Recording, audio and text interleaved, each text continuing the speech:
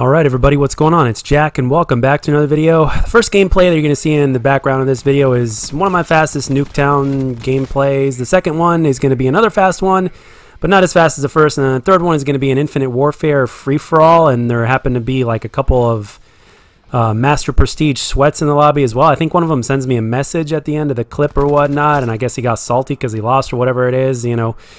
It's been too long, so I don't remember the specific details, but I believe that's what it was, so I hope you guys enjoy that. But, of course, the gameplay is not what this commentary is about. As you guys know, if you've been watching me for any period of time, the commentaries on this channel are hardly ever about the gameplay, actually. It's more of a side thing. The gameplay is pretty much like the cherry on top of the cake or the icing or whatnot, and the commentary is pretty much the meat and bones of this. And yeah, today or maybe in a few hours from now, depending on when I decide to put this up or whenever you specifically watch it, I'll be doing YouTube for exactly 5 years. April 15th of 2015 was when this channel was officially created and officially went up.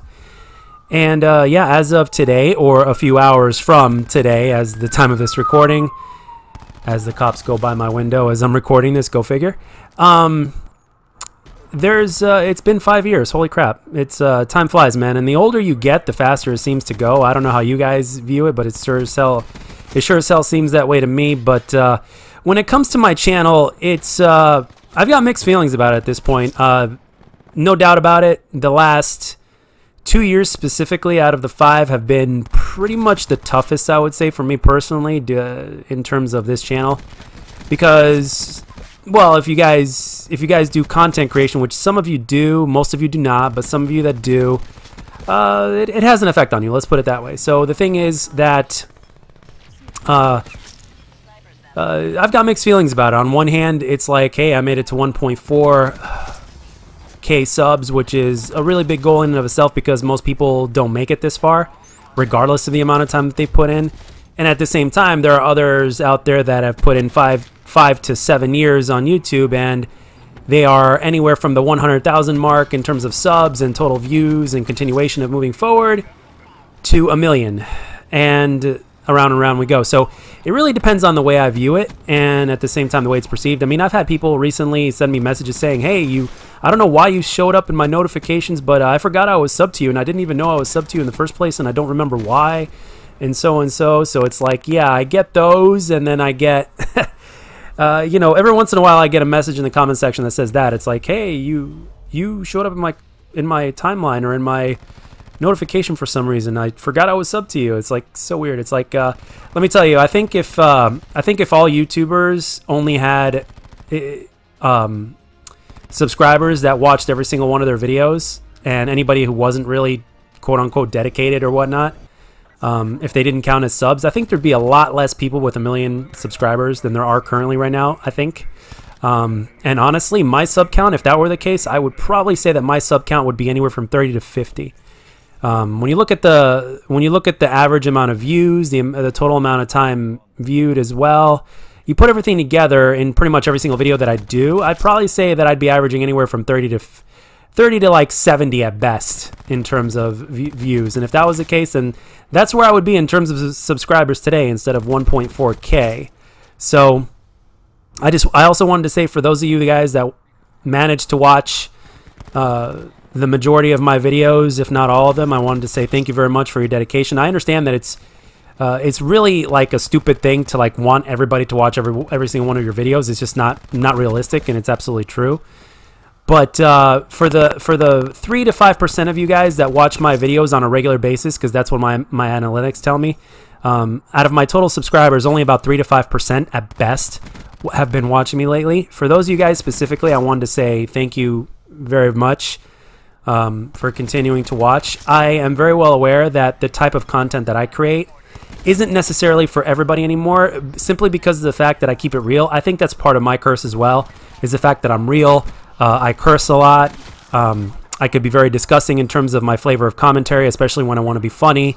You know, I don't bullshit and try to appeal to kids or anything like that. I don't really do that. That's not really my cup of tea or whatnot. I mean, my cup of tea. That's not the flavor that I'm presenting. And at the same time, it's also the curse that the type of content that I make, which is a uncut gameplay commentary with Call of Duty background, gameplay in the background, is something that is not, it's pretty much a dying art, so to speak. It's not really something that is continuing to be popular unless you are already popular at this point, or unless you're roasting somebody, because if you're going to be like one of those roasting channels, or if you're just doing that, it's really popular. So that is something that always grabs people's attention, but I don't want to do that.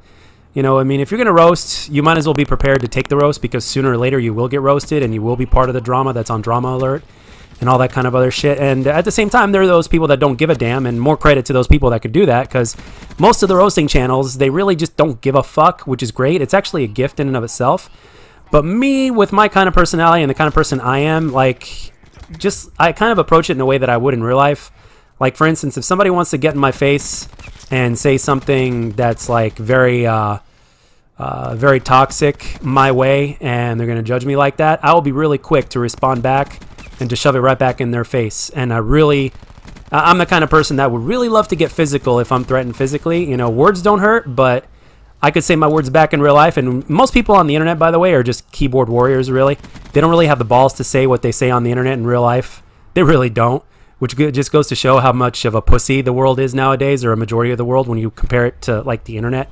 Most people all of a sudden manage to grow a pair of balls when they're on the internet, but all of a sudden in real life, if they had to go through the same thing and speak their mind, they basically hide in their cave like a hibernated bear, or hide in their shell like a turtle that's trying to protect itself from harsh conditions or whatnot.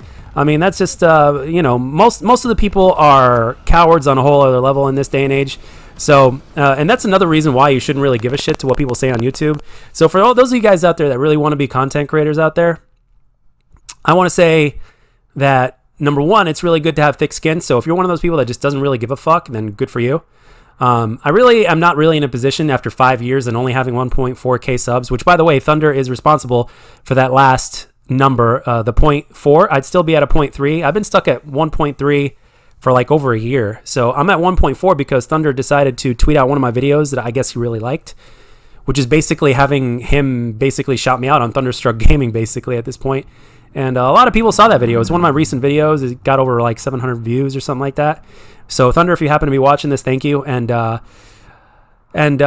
thing is that you got to grow some thick skin. And another thing is, like, it's really, if you're a Call of Duty gameplay type of channel or a commentator or something like that, I personally think that while Call of Duty is in its downtime, I personally think it's really important to kind of balance yourself out and to not get burnt out by forcing yourself to play it when you really want to play something else instead, or if you want to take a break from the game. Because right now, for those of you guys that don't follow me on Twitter, which most of you do not, I've actually been playing Call of Duty. Excuse me, let me rephrase that. I've actually been playing other games that are not Call of Duty, and as of most recently, I had a 9-hour stream a couple days ago playing Spyro Remastered, and it's been a lot of fun. I actually find myself talking a lot during the gameplay, which is getting better at this point, because one of the things that could be detrimental if you're a streamer is if you don't talk a lot and you're kind of in the zone during gameplay, it kind of makes your channel stale in a sense. Like, in this day and age, it just seems that talking in between matches is not enough. So talking during the match for me, for Call of Duty, for some reason, doesn't seem as natural because I live inside my head. But when it comes to single player games, it's very easy to just let that part out, and I naturally just speak what I'm thinking when I'm playing single player games. Maybe it's because it doesn't require the same amount of focus or whatnot, or maybe it's a different kind of focus that lets my mind do that. I don't know exactly what that is. But yeah, I mean, I just plan right now. I'm basically, since Call of Duty is really like in its off season at this point. You know, things are not really hot right now, especially not in my opinion, both from a game standpoint, Modern Warfare, as well as the older Call of Duties, as well as YouTube standpoint, until something new comes up with Black Ops 5 or Call of Duty 2020 reboot or whatever they want to call it. Basically, I'm just enjoying myself and playing different games that are not Call of Duty related. Single player games that are not as stressful. And I had a 9-hour stream the other day, a couple days ago, and it was a blast. The last time I had a stream that long was a long time ago, before I got stream sniped to death on Infinite Warfare nonstop. So, but I didn't, again, 9-hour streams, I've only done that like twice. I've done one 10-hour stream, But one of the 9-hour streams that I did do recently that seemed to go by like clockwork was when I played Spyro Remastered.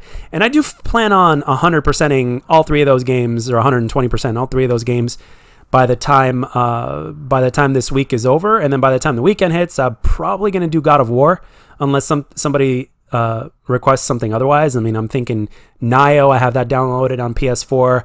And by the way, for those of you guys that are worried about game sound on PS4, in terms of single player games, not to worry, because I put on my big screen TV up there, and that's the single player gaming experience for me. I put my big screen TV up, and I'm not even using my headset, so therefore you will be able to hear gameplay sound in the screens, because in the streams, because in this gameplay here, this is a PlayStation 4 recorded gameplay of Infinite Warfare right here, which is why you're not hearing game sound.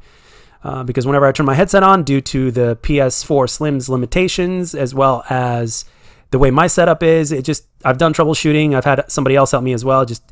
It would be really stupid for me to spend $250 in order just to get something like that going up, especially with the economic situation right now, with the beer flu going on and everybody struggling to remain afloat. And for those of you guys that are struggling to remain afloat, or whatever, actually, you know what? Whatever compartment on this huge boat that you're on, that we're all riding on right now, this huge ass cruise ship that seems to be so fucked up right now, whichever compartment you're on, all I want to say is that I hope you guys are doing okay. I hope you guys are being safe.